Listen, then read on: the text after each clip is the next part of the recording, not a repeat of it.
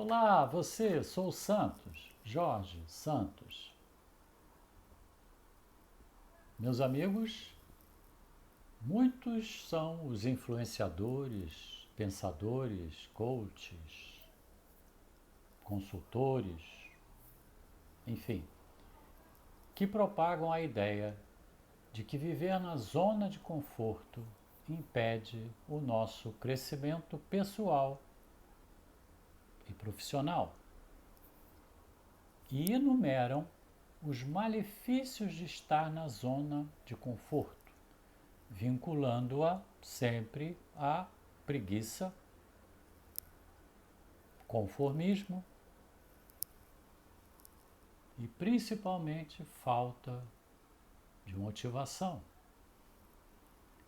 Aliás, associam que para ter motivação é necessário sair da zona de conforto. Alguns chegam a destacar 5, 6, 7, sei lá quantos sinais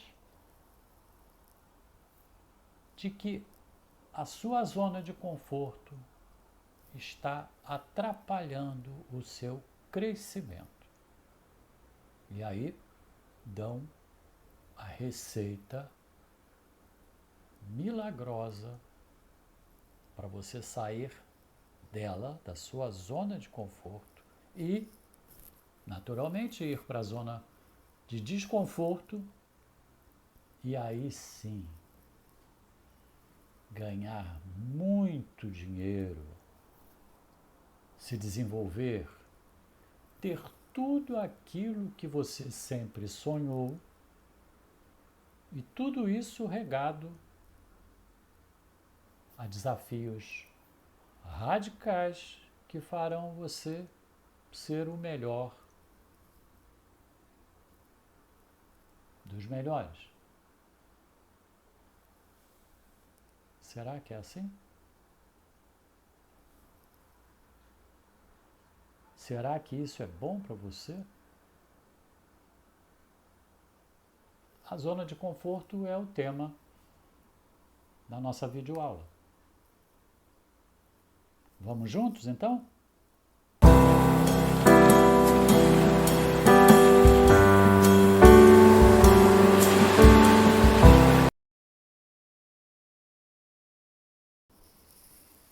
Então,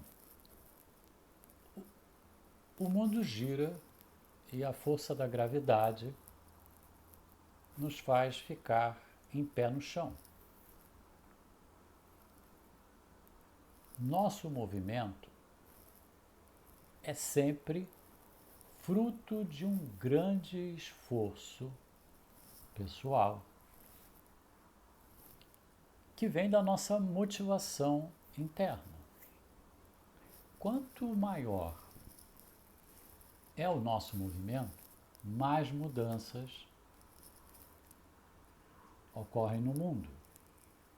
As mudanças passam, então, a ser a única coisa certa em nossas vidas.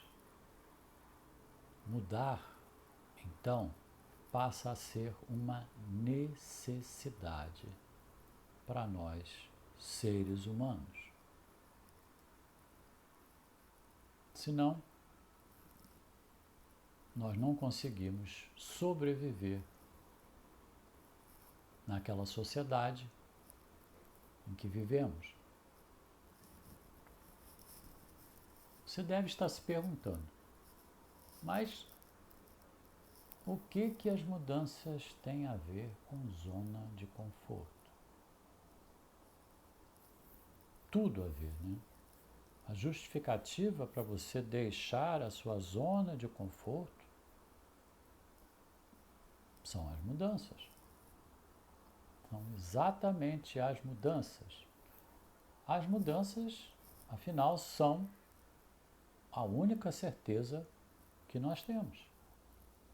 Assim, é preciso que estejamos abertos às mudanças. Isso é lógico, isso é fato. Para crescer ou para mudar, é preciso fazer mudanças internas.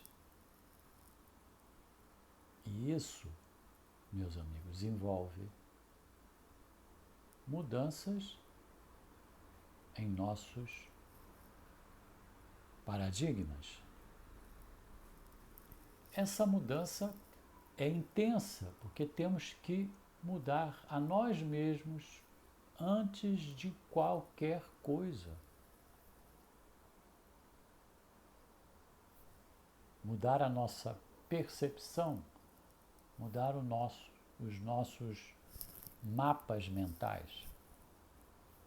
É isso mesmo, meus amigos. Mudanças, mudanças, mudanças. Assim é a vida.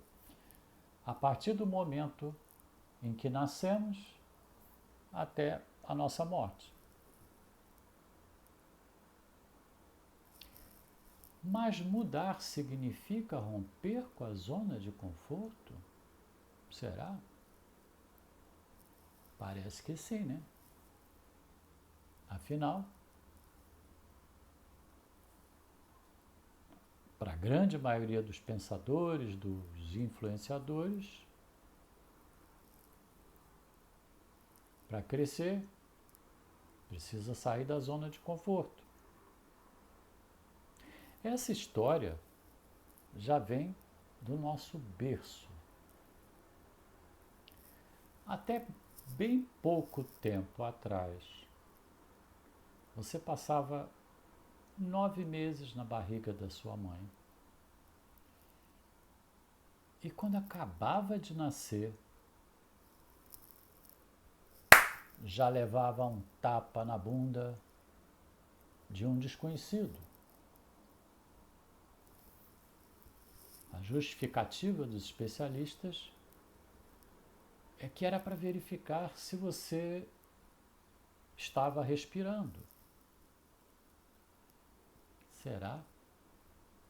Imagina, depois de tanta mudança que esse bebê teve que enfrentar para sair da barriga da sua mãe, ele ainda ter que enfrentar isso.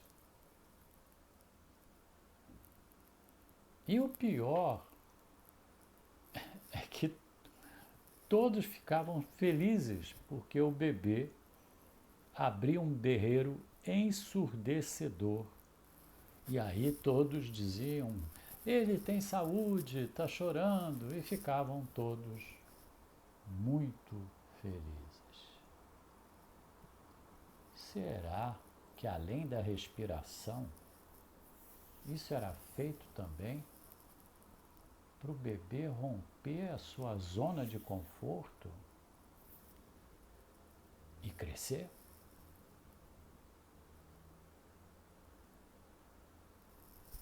Bom, continua. Depois, você cresce cultivando aquilo que você gosta e vai construindo mais uma vez a sua zona de conforto. E aí vem outro estranho e dá um tapa na tua bunda. Outra vez. Acorda, cara. Sai dessa preguiça de zona de conforto. Pois é. Triste assim.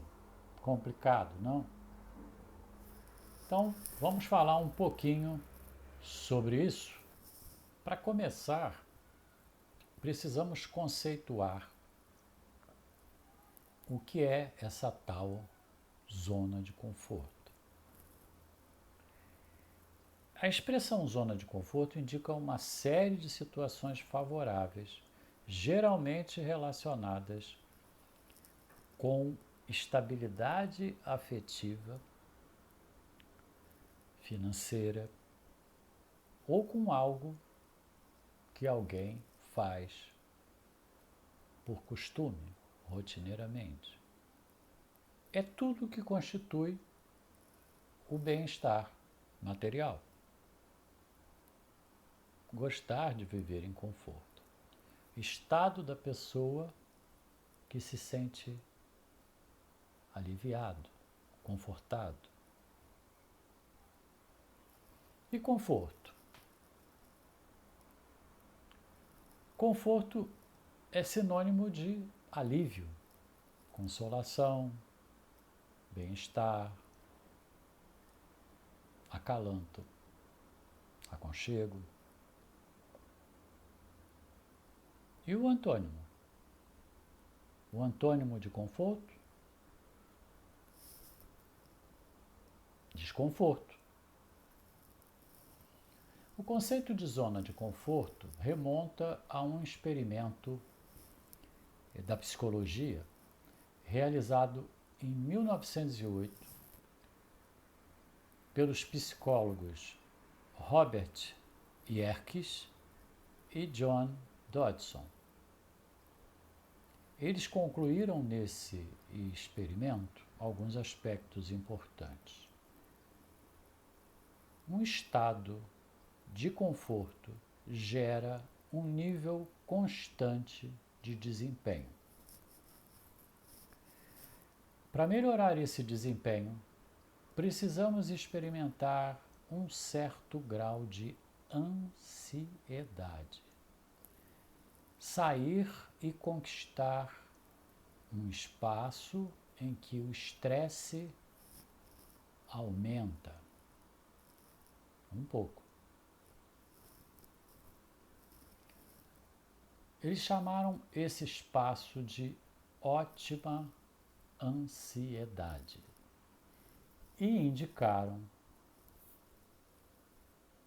que esse espaço está fora das fronteiras da nossa zona de conforto.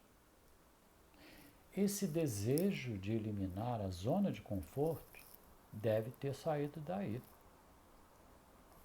E daí para frente só cresceu. Para ficar menos formal e mais inteligível, a zona de conforto é aquele espaço cercado por muros altos, onde colocamos tudo aquilo que gostamos. Pessoas, comidas, livros, músicas, ou seja, tudo aquilo que nos faz bem e que nos deixa felizes. Por isso, realmente pode ocorrer, em algumas situações, uma certa acomodação com aquelas coisas que fazemos repetidamente. Fazemos sempre do mesmo jeito e a repetição faz com que não busquemos a melhoria contínua, tanto no processo de execução quanto no resultado daquilo que estamos produzindo. Isso é fato. Mas para reverter isso, meus amigos, não precisamos detonar a nossa zona de conforto. Continuando a nossa contextualização, na nossa zona de conforto está localizado também o nosso santuário. Com relação ao nosso santuário, em tempos de pandemia e de fiquem em casa, nunca as nossas casas tiveram um papel tão importante de ser o nosso santuário sagrado. Seja para nos livrar da pandemia, mas também porque passou a ser o nosso escritório, a nossa academia, a nossa escola, a nossa igreja, ou seja, tudo feito dentro da nossa casa. Parece que nesses tempos aprendemos a valorizar mais o nosso lar.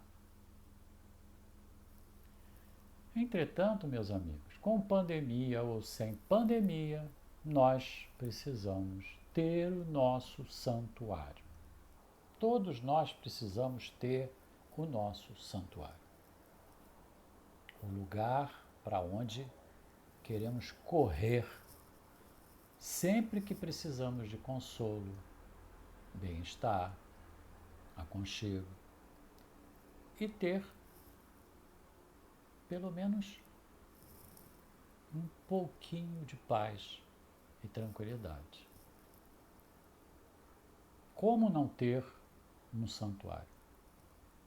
Ele é o nosso refúgio e faz parte da nossa zona de conforto. Precisamos saber agora como essa zona de conforto é feita, como é que ela é construída. Pela conceituação que estudamos até aqui, ela é uma área fechada, cercada por muros altos, e dentro dela tem a nossa construção, que é formada por um santuário e todas aquelas coisas que nos trazem conforto, segurança, bem-estar. A nossa construção pode ser uma cabana, uma casa bem decorada, um beco, um barraco, uma vila. Pode ser um grande edifício, um condomínio cheio de áreas de lazer. Enfim, é a nossa zona de conforto e nós fazemos do jeito que gostamos. E também, naturalmente, do jeito que podemos. Mas fora essa composição física, nossas escolhas das coisas que farão parte da nossa zona de conforto são norteadas pelos nossos valores, crenças e pelos nossos paradigmas. Com relação a valores e crenças, quando estes geram hábitos, padrões e comportamentos que são compartilhados por um grupo, um conjunto de pessoas numa sociedade, isso configura um paradigma que nós chamamos de paradigma social. Apesar de existirem os paradigmas sociais, precisamos considerar que nós somos únicos, mesmo que tenhamos identidade e similaridade com algumas pessoas e algumas características aproximadamente iguais, mas sempre haverá diferenças. E isso é o que nos faz ser únicos. Por isso temos os nossos próprios paradigmas, que podem ser parecidos, mas com algumas especificidades que são exclusivamente nossas. Bem, para Stephen Covey, o paradigma é usado para definir uma teoria, percepção, pressuposto ou modelo de referência. É a maneira como vemos o mundo em termos de percepção, compreensão e interpretação. São os nossos mapas mentais. Cada um de nós tem dentro da nossa cabeça muitos mapas mentais e nós interpretamos todas as nossas experiências de vida a partir desses mapas mentais. Via de regra, nem sabemos que eles existem dentro de nós, dentro da nossa cabeça. Mas mesmo quando sabemos, não questionamos se eles estão certos ou errados. São eles que nos direcionam para perceber as coisas do jeito que queremos e não necessariamente do jeito que elas realmente são. Numa visão mais prática, paradigma é tudo aquilo que serve de referência, modelo ou padrão. O paradigma é, portanto, uma visão particular do mundo que gira em torno de nós. Duas pessoas podem perceber a mesma coisa ou a mesma situação de formas muito diferentes. E isso ocorre por causa dos seus paradigmas, que são diferentes. Paradigma é como os óculos. Imagina você usando os óculos de outra pessoa que tem o grau de visão diferente do seu.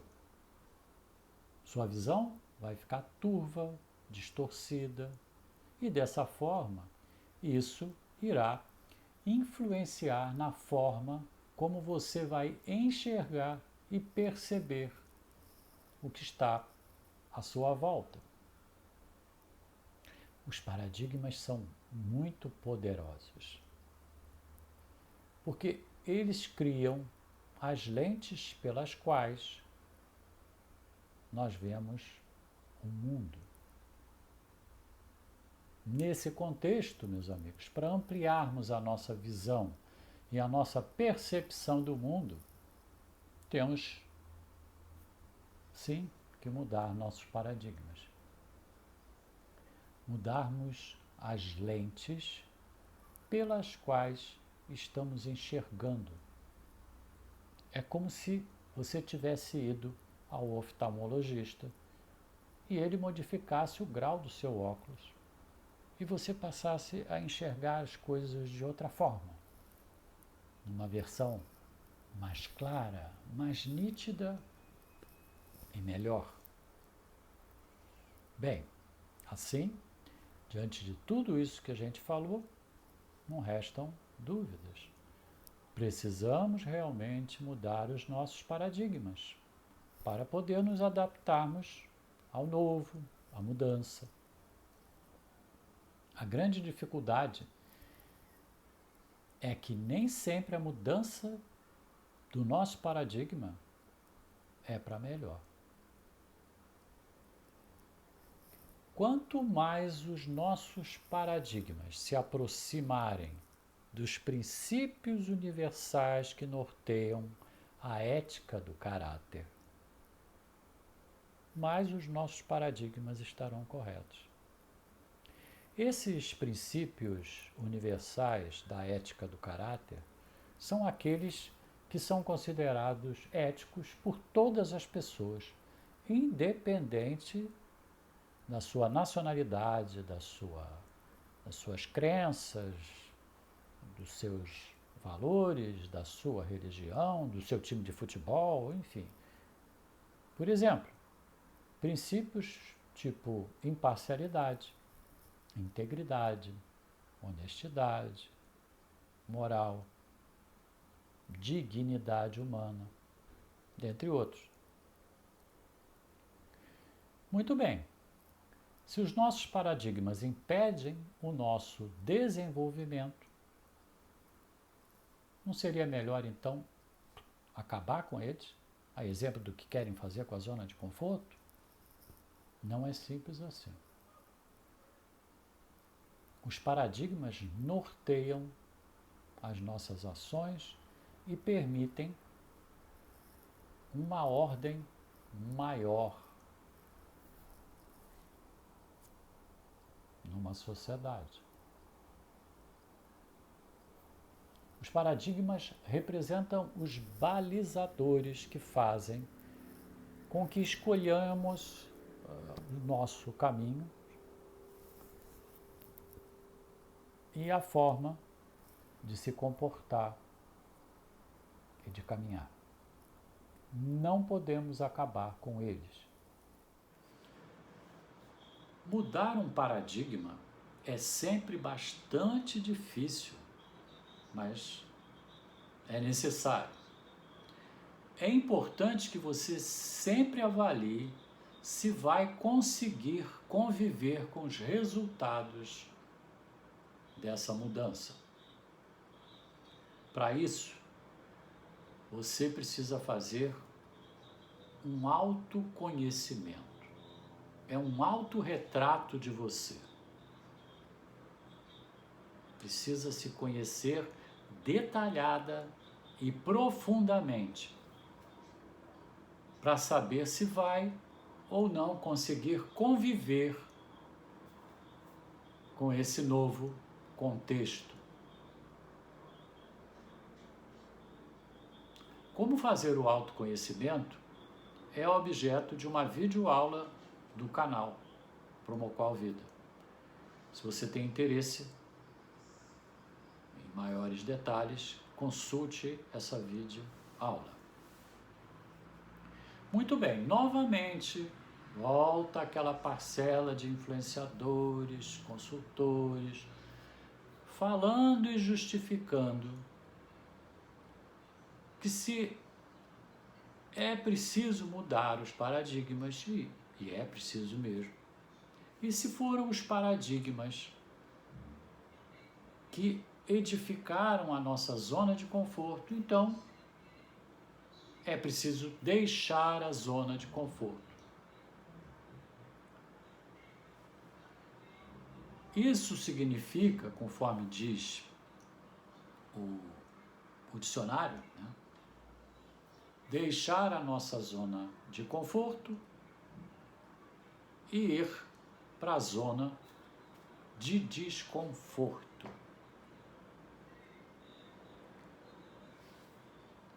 Não tem que ser assim, meus amigos. Em primeiro lugar, porque você não muda todos os seus paradigmas de uma só vez. Como já dissemos antes, a mudança de paradigma é sempre um desafio difícil de ser materializado. Além de mudar os paradigmas, precisamos também materializar a mudança, colocando seus preceitos em prática. Isso é bastante doloroso. Lembra do bebê saindo da barriga da sua mãe? Dessa forma, para enfrentar tudo isso, você não deve estar numa zona de desconforto. Você precisa estar bem consigo mesmo para alçar e ter êxito nesse novo desafio. Mais do que nunca, você precisa de consolo, de acalento, de bem-estar, de aconchego, para criar as forças necessárias para essa mudança. E de onde você vai tirar isso? Da sua zona de conforto. A mudança de um paradigma não pode promover a implosão da sua zona de conforto. Você não é um objeto, uma coisa insensível, como um pedaço de carne morta que não sente mais dor. Você não é uma construção antiga que precisa ser implodida para que uma nova seja edificada. Para mudar e desenvolver, não precisa ser com dor. Mudar um paradigma, ou seja, mudar a forma de perceber um cenário, hipótese, ou mesmo uma nova realidade, trata-se de um novo aprendizado. É como aprender a andar quando você é um bebê. Você primeiro aprende a engatinhar e aos poucos você começa a dar os seus primeiros passos, ainda tontos e desalinhados, e em mais um pouco você já está andando, e depois correndo, e depois saltando, pulando. Essa é a evolução. Não precisa sentir dor. Você não dá chicotadas no seu filho para que ele aprenda a andar rápido. Isso não existe. Não se deixe iludir por aquelas promessas de que você pode conquistar tudo da noite para o dia. Elas são ilusórias e falsas. Eu não aprendo a tocar piano da noite para o dia. Eu não perco 10 quilos do meu peso da noite para o dia. Eu não fico rico da noite para o dia. Tudo faz parte de um processo de evolução. Ok, para uns pode ser mais rápido e para outros não. Mas não fique achando que vai aparecer um mago misterioso que vai estalar os dedos e pronto. Você mudou e conquistou de imediato tudo que sempre sonhou. Você pode e deve aprender com amor. Só temos duas alternativas para aprender aquilo que a vida quer nos ensinar. E a mudança, nós dissemos, é um aprendizado. Ou antecipamos e aprendemos com amor, ou vamos aprender de qualquer jeito, com dor.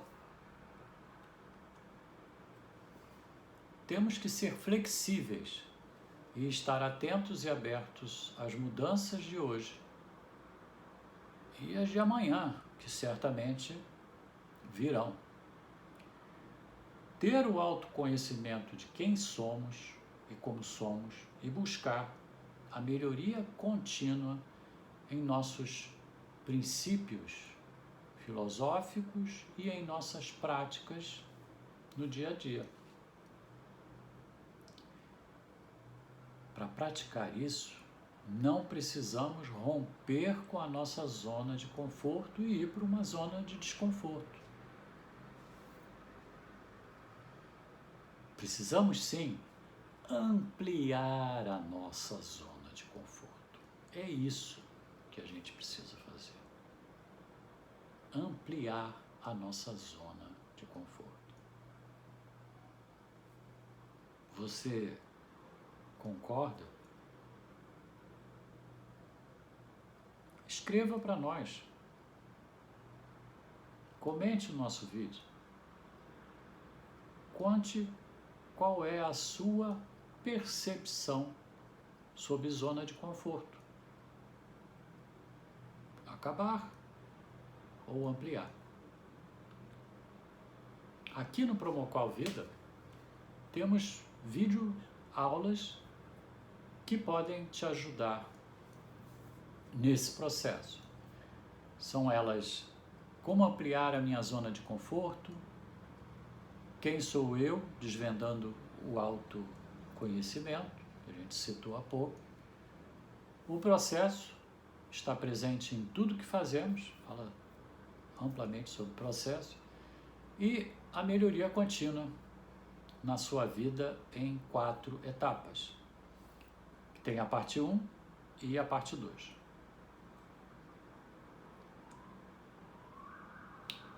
Concluímos. Então,